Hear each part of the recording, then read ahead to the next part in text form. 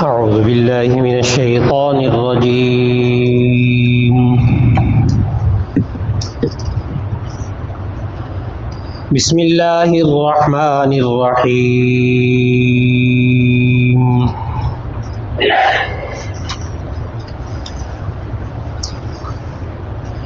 يا أيها الذين آمنوا لا يسخر قوم من قوم عسى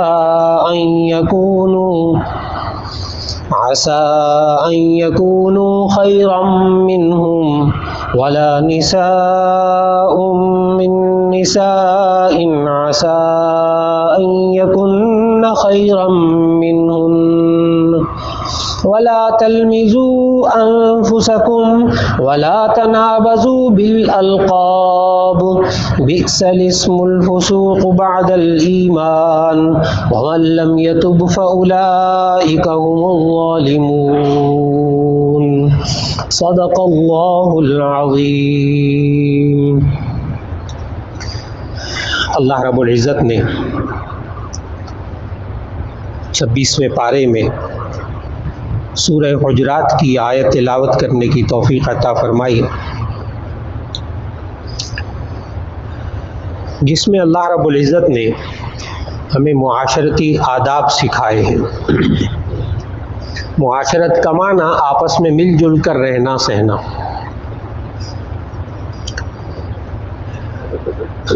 کئی بار ایسا ہوتا ہے گھروں کے اندر، خاندانوں کے اندر، آپس میں رشتہ داروں میں، کہ ہمیں سمجھ میں نہیں آتا کہ دلوں میں احترام کیوں کم ہو جاتا ہے. میاں بیوی کا آپس میں احترام کیوں کم ہو جاتا ہے.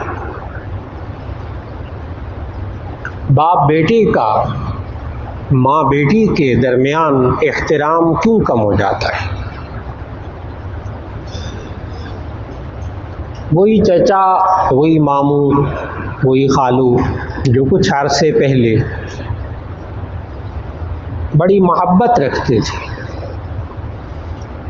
کچھ عرصے کے بعد کھچاؤ رہنے لگتا ہے. سمجھ میں نہیں آتا کہ یہ کیا ہو گیا. ہم نے تو کوئی ایسا کچھ نہیں کیا. اور اصل میں انسان سے کچھ ایسی باتیں ہو جاتی ہیں جن سے اللہ تعالیٰ نے ہمیں قرآن مجید کے اندر منع کیا ہے. آج کی تلاوت کردہ آیت میں وہ والی باتیں ہیں جو ہم سے ہو جاتی ہیں، پتہ نہیں چلتا. بسا وقت ایسا ہوتا ہے کہ اگلا کہتا بھی کچھ نہیں، اس لیے ہمیں اندازہ نہیں ہوتا کہ ہوا کیا ہے. اللہ تعالیٰ نے جن چیزوں سے منع کیا ہے ذہن میں رکھ لیجئے گا کہ یہ اللہ ہمارا خالق ہے. اس نے سامنے والے انسان کو بھی پیدا کیا ہے اور اس بولنے والے انسان کو بھی پیدا کیا ہے، اور وہ جانتا ہے کہ ان دونوں انسانوں کو آپس میں کیسے رہنا چاہیے، کن اصولوں کے ساتھ رہنا چاہیے. اگر ہم گھروں کے اندر، خاندانوں کے اندر، یہاں تک کہ اپنے دفتروں کے اندر، اپنے کاروباری اداروں کے اندر اگر ہم ان اصولوں کے مطابق زندگی نہیں گزاریں گے تو ایک انسان دوسرے انسان کا احترام نہیں کرے گا. اب میں ترجمہ کرنے لگا ہوں اس آیت کو. یا ایھا الذین آمنوا لا یسخر قوم من قوم عسى ان يكونوا خیرا منهم. اے ایمان والو، تم آپس میں ایک دوسرے کا مذاق نہ اڑاؤ. عسى ان يكونوا خیرا منهم، ہو سکتا ہے جن کا آپ مذاق اڑا رہے ہو آپ سے بہتر ہو. ولا نساء من نساء، اور نہ عورتیں ایک دوسرے کا مذاق اڑائیں. عسیٰ ان یکن خیرا منہن، ہو سکتا ہے جن کا مذاق اڑایا جا رہا ہے وہ مذاق اڑانے والیوں سے بہتر ہو۔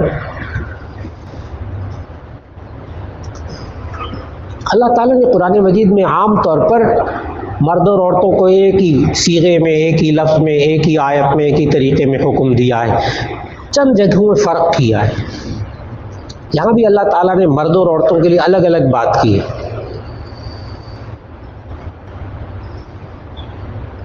اس لیے کہ یہ والی بیماری جس طرح مردوں کے اندر موجود ہے، اس طرح عورتوں کے اندر بھی کمال کی موجود ہے۔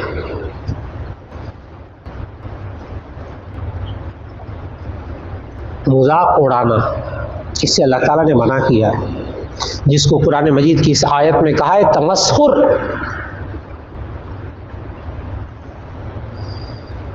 اب جب منع کیا جاتا ہے نا کہ جی مذاق نہ اڑائے، مذاق اڑانا منع ہے قرآن مجید کی اس آیت میں، حرام ہے، لا یسخر نہیں کا صیغہ ہے،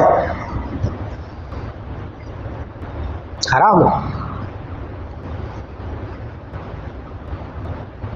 انسان آج یہی سوچتا ہے نا شراب پینا حرام ہے، سود کھانا حرام ہے، سب کو پتہ ہے، لیکن اس قرآن مجید کی آیت میں نہیں کا صیغہ ہے، ایک دوسرے کا مذاق مت اڑاؤ۔ اب لوگ سوال کرتے ہیں، کہتے ہیں ہم کیا پھر مذاق بھی نہ کریں؟ کیا اسلام میں ہنسنا منع ہے؟ بعض لوگ ہوتے ہیں وہ کہتے بھی ہیں، کہتے ہیں ایک تو جو زیادہ دین میں گھس جاتا ہے نا وہ ہنستا بھی نہیں ہے۔ غلط بات، غلط بات، غلط بات۔ نبی کریم صلی اللہ علیہ وسلم کے بارے میں حضرت عائشہ رضی اللہ تعالیٰ عنہا نے فرمایا کہ مجھے یاد نہیں ہے کہ ساری زندگی نبی صلی اللہ علیہ وسلم گھر میں تشریف لاتے ہوں اور آپ کے چہرے پر مسکراہٹ نہ ہو۔ آسان کام نہیں ہے، سارے دن کی ملاقاتیں، اس وقت سے ملاقات، ادھر میٹنگ، ادھر میٹنگ، ادھر فلاں، ادھر فلاں، ادھر اس کے مسائل کو سلجھاؤ، اس کے مسائل، سارا دن نبی صلی اللہ علیہ وسلم مصروف۔ جب گھر تشریف لاتے تو چہرے پہ مسکراہٹ ہوتی تھی۔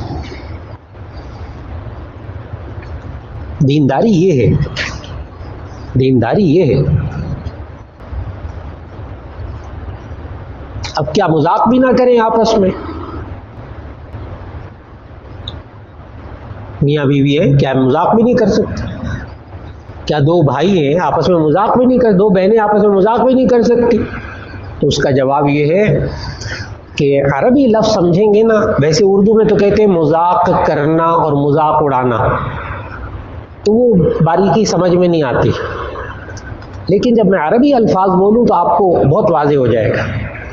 ایک ہے مذاق کرنا، یہ جائز ہے، یہ جائز ہے، لیکن کچھ شرائط کے ساتھ۔ اس کو عربی میں کہتے ہیں مزاح، مزاح۔ اور مذاق اڑانا اس کو عربی میں کہتے ہیں تمسخر۔ مذاق اڑانا، تمسخر، یہ کسی صورت جائز نہیں ہے، مزے لینے کے لیے بھی جائز نہیں ہے۔ اور مزاح یہ جائز ہے لیکن کچھ شرائط کے ساتھ۔ اب میں دونوں کی پہلے ڈیفینیشن کر دوں، تعریف کر دوں، تاکہ پتہ، بعض چیزیں بڑی آسان ہوتی ہیں لیکن اس کو بتانا پڑتا ہے کھول کے کہ کیا ہے۔ مزاح خوش طبعی، خوش طبعی جائز ہے لیکن چند شرائط کے ساتھ۔ نبی صلی اللہ علیہ وسلم نے شرائط بتائی ہیں، چند شرائط کے ساتھ۔ نبی صلی اللہ علیہ وسلم بھی مزاح کرتے تھے، مذاق نہیں کرتے تھے، مذاق اڑاتے نہیں تھے کبھی کسی کا۔ نبی صلی اللہ علیہ وسلم بھی ایک دوسرے کے ساتھ مذاق کرتے تھے، صحابہ کے ساتھ مزاح کرتے تھے، مذاق کرتے تھے، خوش طبعی کرتے تھے، لیکن کبھی مذاق نہیں اڑاتے تھے، حرام کام ہے۔ اب تمسخر کی تعریف کیا ہے؟ کسی انسان کے جسمانی عیب، کسی انسان کے جسمانی عیب، اس کے قول اور فعل کے عیب، اس کی کسی برائی کو بیان کر کے مزے لینا، اس کو کہتے ہیں تمسخر۔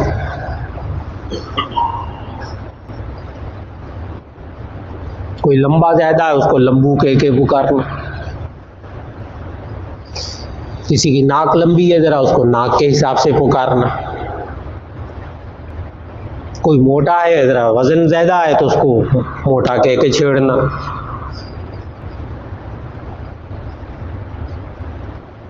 اور بعض لوگوں کا تو اتنا مزاج بگڑا ہوتا ہے، بچوں کا بھی نوجوانوں کا بھی، بعض گھروں کے اندر تو ہر ایک کا نام رکھا ہوتا ہے، عادت ہوتی ہے، یہاں تک کہ جب کالج میں پہنچتے ہیں تو کالج میں استادوں کا بھی نام رکھا ہوتا ہے، ہر ایک استاد کا الگ الگ نام رکھا ہوتا ہے، وہ سمجھتے نہیں، حالانکہ حرام ہے، ناجائز ہے یہ تو۔ کسی کی کمزوری، بیچارہ کوئی چتلاتا ہے، لکنت ہوتی زبان میں، اس کو اس وجہ سے مذاق اڑاتے، کوئی کسی وجہ سے مذاق اڑاتے، کسی کا کوئی بزنس اس قسم کا ہوتا ہے اس کا مذاق اڑاتے۔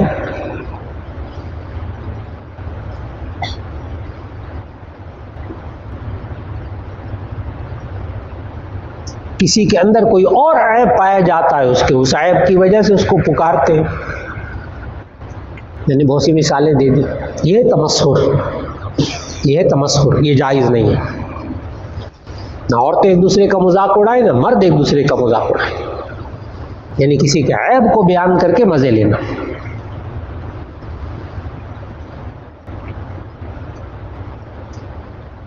اور مزاح کیا ہے؟ خوش طبعی، اس کے اندر چند شرائط ہیں۔ نمبر 1، جھوٹ نہ ہو، خوش مزاح کرنا چاہتا ہے، آپ خوش طبعی کر رہے ہیں، اچھی بات، ہنسنے وسنے والی بات کر رہے ہیں، نمبر 1 اس میں جھوٹ نہ ہو۔ نمبر 2، اس میں خیانت، دھوکہ نہ ہو، خدیعہ، دھوکہ نہ ہو اس میں۔ میں بھی مثالیں دوں گا بھی اس کی۔ نمبر 3، اس کے اندر استہزاء نہ ہو، اگلے کا مذاق اڑانا نہ ہو، استہزاء۔ نمبر 4، اس کے اندر تحقیر کرنا، تذلیل کرنا مقصود نہ ہو، اس خوش طبعی سے۔ نمبر 5، اس سے دوسرے کو تکلیف پہنچانا مقصود نہ ہو۔ اگر اس کے اندر جھوٹ نہیں ہے، دھوکہ نہیں ہے، استہزاء نہیں ہے، تحقیر اور تذلیل نہیں ہے، اور نمبر 5 دوسری ایذاء مسلمان کو تکلیف پہنچانا اس کے اندر نہیں ہے، تو ایسی صورت میں وہ مزاح جائز ہے۔ اسی طرح دور جدید کی ایک مصیبت ہے، اور وہ ہے جب تک اس جملے کے اندر، اس بول کے اندر، اس بات کے اندر فحش اور بے حیائی پناہ نہ ہو، اس وقت تک اس کو مزاح ہی نہیں کہتے۔ کوئی لطیفہ سنا ہے، یہ بھی کوئی لطیفہ ہے، جب تک اس لطیفے کے اندر کوئی بے حیائی کی بات نہ ہو اسے مزہ ہی نہیں آتا۔ مزہ اس بات میں آتا ہے جس میں بے حیائی ہوتی ہے، جی نہیں، وہ مزاح بھی جائز نہیں ہے جس میں بے حیائی ہو، بے شرمی کی بات ہے، وہ بھی درست نہیں، یہ بھی ایک مزاج ہے۔ نبی صلی اللہ علیہ وسلم مزاح فرماتے تھے، خوش طبعی فرماتے تھے، مثالیں موجود ہیں۔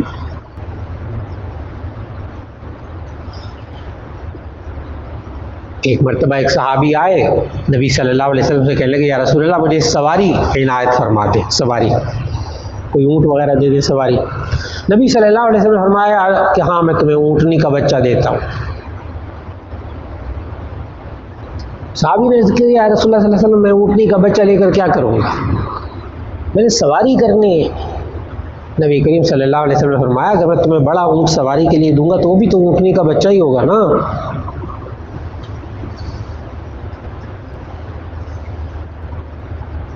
دیکھا، اب اس میں نہ جھوٹ ہے، نہ دھوکہ ہے، نہ استہزاء ہے، نہ کسی کو ستانا مقصود ہے۔ ایک بڑھیا آئی، جامع ترمذی حدیث کی کتاب صحیح ستہ، ایک بڑھیا آئی تو وہ کہنے لگی کہ جی میں جنت میں جاؤں گی۔ نبی صلی اللہ علیہ وسلم نے فرمایا بوڑھی عورتیں جنت میں نہیں جائیں گی۔ بوڑھی عورتیں جنت میں نہیں جائیں گی.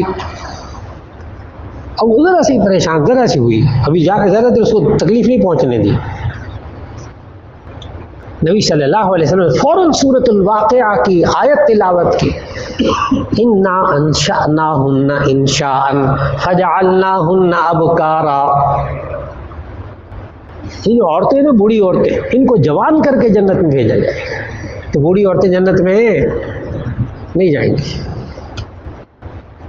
ان بوڑھی عورتوں کو کیا کریں گے؟ جوان. کیونکہ بڑھاپا جو ہے نا وہ ایک عیب ہے. بوڑھے مردوں کو بھی جنت میں نہیں جوان کر کے, اس لیے کہ بڑھاپا بھی کیا ہے؟ ایک عیب ہے نا. تو جنت میں تو بے عیب کر کے اللہ بھیجے گا. بڑھاپا, یہ کمزوری سارے عیب ہے نا. سورۃ الواقعہ کی آیت ہے, انا انشأناہن انشاء فجعلناہن ابکارا. ہم جوان کر کے ان کو داخل کریں گے. اور جب نبی صلی اللہ علیہ وسلم کبھی کبھی مزاح فرماتے تھے. اچھا, زیادہ مزاح کرنا جو ہے یہ بھی مناسب نہیں, ہر وقت مزاح. اس سے نقصان کیا ہوتا ہے؟ اس سے نقصان یہ ہوتا ہے, عربی ادب کی کتاب مفید الطالبین ہے, علماء ماشاءاللہ بہت سارے یہاں موجود ہیں. اس میں عربی ادب کی اس کتاب میں ایک جملہ لکھا ہے, آپ کبھی بیٹھ کر سوچئے گا اس جملے کو, کہ من کثر مزاحہ زالت ہیبتہ. من کثر مزاحہ زالت ہیبتہ, جس کا مزاح زیادہ ہو جاتا ہے اس کا رعب اور دبدبہ ختم ہو جاتا ہے. ٹھیک ہے, آپ بچوں کے ساتھ کبھی کبھی مزاح کر لیں, کچھ طبعی کریں, لیکن ہر وقت مزاح تو بچوں کے اوپر اس بات کا رعب ختم ہو جائے گا. آہستہ آہستہ رعب ختم ہو جائے گا, وہ دبدبہ نہیں رہے گا, وہ جو تربیت کے لیے ضروری ہے نا وہ نہیں رہے گا. اس لیے ایک استاد کو بھی زیادہ مزاح نہیں کرنا چاہیے اپنے شاگردوں کے سامنے. ایک افسر کو بھی اپنے ماتحتوں کے ساتھ زیادہ مزاح نہیں کرنا چاہیے. نئے کام نہیں کریں گے, چٹکیوں میں اڑا دیں گے اس افسر کو. خوش طبعی ہونی چاہیے, اچھے اخلاق ہونی چاہیے, مسکراتا چہرہ ہونا چاہیے, وہ سب باتیں اپنی جگہ. مزاح اس میں کنٹرول ہونا چاہیے, زیادہ مزاح بھی نہیں ہونا چاہیے. کیونکہ من کثر مزاحہ زالت ہیبتہ, جس کا مزاح زیادہ ہو جائے گا اس کا رعب دبدبہ ختم ہو جائے گا. میں نے عرض کیا تھا, اس جملے کو سوچیے گا کسی وقت بیٹھ کر, یہ ہے کیا اس میں. آج ہم معاشرے کے اندر بسا اوقات بیٹھے ہوتے ہیں, دوسرے کا مذاق اڑا دیتے, کسی رشتہ دار کا مذاق اڑا دیتے, اس کے دل کو بات لگتی ہے, ایسی لگتی ہے کہ بس پھر وہ آپس کا احترام ختم ہو جاتا ہے. طرح سے مجھے محفل میں بیٹھا ہوا تھا, اس نے مجھے ذلیل کر دیا. وہ میرا دوست تھا, اس کے سامنے سے میرا مذاق اڑایا, ذلیل کر دیا. چھوڑو, ملتا ہی نہیں. دیکھا دوری پیدا ہوئی. آج بس اوقات دیکھیے, چھوٹے بچے ہوتے ہیں نا, چھوٹے بچے, اتنے چھوٹے بچے, آپ ان کا مذاق اگر اڑا بھی لیں نا تو یہ برداشت کر لیتے. ذہن میں رکھیے گا, جوان بچہ کبھی تمسخر برداشت نہیں کرتا. ماں باپ کو بھی جوان بچوں کے ساتھ تمسخر نہیں کرنا چاہیے, یعنی ان کے عیب کو بیان کر کے مزے لینا بالکل نہیں.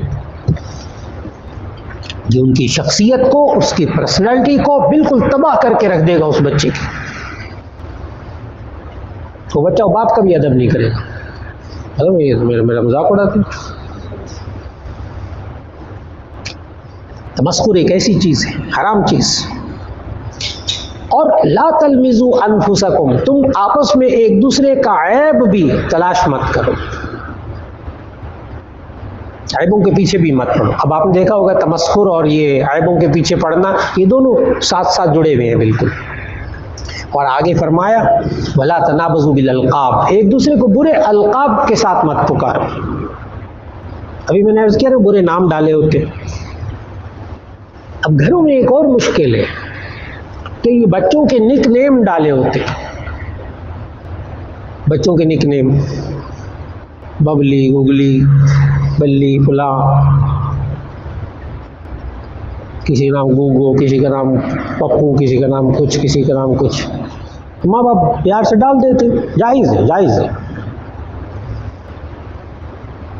لیکن جب یہ بچہ ذرا بڑا ہوتا ہے نا، پھر اس کو اس بچپن کے نام کے ساتھ پکارے تو یہ چڑھتا ہے. جیسے وہ ڈاکٹر صاحب نا وارڈ میں معائنہ کر رہے تھے، پیچھے سے دوست آیا، اس نے وہی بچپن کا نام پکارا، بھرے وارڈ کے اندر گیا، خدا کا خوف کرو، میں یہاں ڈاکٹر ہوں، اس نام سے تو مت پکارا. نہیں، ساری نرسیں بھی ہنس پڑی، سارا وارڈ بھی ہنس پڑا کہ ڈاکٹر صاحب کا بچپن کا نام پتہ لگ گیا آج ہمیں. اب جب بندہ چڑے اس سے تو تب اگرچہ ماں باپ نے نام رکھا، اگرچہ بچپن میں ہمیشہ وہ اس سے کو پکارتا تھا، لیکن جب وہ برداشت کرتا تھا اس وقت جائز تھا، اور جب وہ برداشت نہ کرے تو جائز نہیں. اس لیے جو پیار بھرے نام ماں باپ نے رکھے ہوتے بچپن کے اندر گنجائش بہت موجود، لیکن جب بچہ بڑا ہو جائے اور وہ چڑھنے لگے ان ناموں سے، مت پکاریے، ان ناموں سے مت پکاریے. بئس الاسم الفسوق بعد الایمان، ایمان لانے کے بعد فسق کا نام بھی برا ہے، گناہ کا نام بھی برا ہے. ومن لم یتب فاولئک هم الظالمون، جو لوگ توبہ نہیں کرتے تو بڑے ظالم ہیں. معلوم ہوا کہ اگر ایسی غلطیاں ہو جائیں توبہ کرنی چاہیے، اس بندے سے بھی معافی مانگ لینی چاہیے، جس کا دل ٹوٹا ہو نا اس سے بھی معافی مانگ لینی چاہیے، اللہ سے بھی معافی مانگنی چاہیے. پھر اللہ دل دھو دیتا ہے. پھر وہ جو آپس کا احترام، بعض ہماری اپنی ذاتی حرکتوں کی وجہ سے گھروں کے اندر جو احترام آپس کا ختم ہو جاتا ہے، وہ اگر انسان، اس کا طریقہ کیا ہے؟ اس کا طریقہ ایک تو یہ کہ معافی مانگ لی جائے، معذرت کر لی جائے، اور اللہ تعالیٰ سے بھی معافی مانگ لی جائے، اور آئندہ وہ کام نہ کیا جائے، آئندہ وہ کام نہ کیا جائے. بس پھر انشاءاللہ آہستہ آہستہ وہ احترام پھر دوبارہ واپس آ جائے گا. اللہ رب العزت ہمیں معاشرے کے اندر رہتے ہوئے، گھروں میں رہتے ہوئے، کاروباری اداروں میں رہتے ہوئے، دفاتر میں رہتے ہوئے آپس کا احترام اور محبت عطا فرماتے ہیں. دعا فرما لیجیے. الحمدللہ رب العالمین. اللہم صلی علی سیدنا و مولانا محمد وعلی آل سیدنا و مولانا محمد وبارک وسلم. ربنا آتنا فی الدنیا حسنۃ وفی الآخرۃ حسنۃ وقنا عذاب النار. یا اللہ آج گھروں کے اندر، کاروباری اداروں کے اندر، دوستوں کے اندر، رشتہ داروں کے اندر، یا اللہ آپس میں دل جڑے ہوئے نہیں ہوتے، ان دل ٹوٹنے کے جتنے اسباب ہیں یا اللہ ان سے بچنے کی توفیق عطا فرما، اور دلوں کو جوڑنے کے یا اللہ جو آپ نے طریقے قرآن مجید میں سکھائے ہیں، نبی کریم صلی اللہ علیہ وسلم نے کر کے دکھائے ہیں، اپنی احادیث میں موجود ہیں، سیرت طیبہ میں موجود ہے، اے اللہ وہ طریقے اپنانے کی توفیق عطا فرما دے. یا اللہ جتنے حاضرین موجود ہیں یا اللہ سب کی دعاؤں کو قبول فرما لے، ساری زندگی قرآن و سنت کے مطابق گزارنے کی توفیق عطا فرما دے.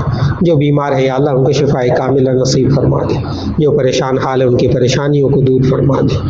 یا اللہ ایمان والی، صحت والی، عافیت والی زندگی عطا فرما، برکت والی زندگی عطا فرما، نیکی اور اعمال صالحہ والی زندگی عطا فرما. یا اللہ ہم سب کی دعاؤں کو قبول فرما. وصلی اللہ تعالی علی خیر خلقہ محمد و آلہ و اصحابہ اجمعین برحمتک یا ارحم الراحمین.